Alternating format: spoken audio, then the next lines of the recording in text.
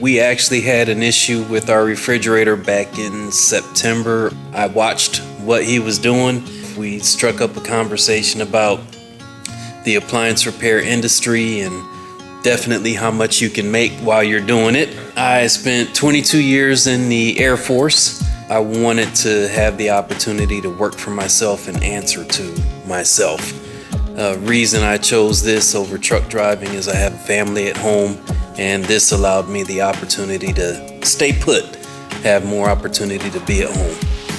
The learning environment helped me to feel more comfortable with troubleshooting, I'd say.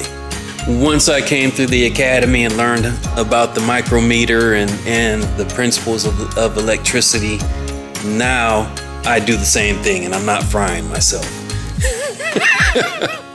I also did the sealed system course and the lock ring course so that I could gain experience and the knowledge of doing repairs on sealed systems. There's very little to pay for training and skills that you're going to be able to use for the rest of your life. That's a minimal investment, and you're definitely going to see a return on your investment to pay for this course if that's what you need to do.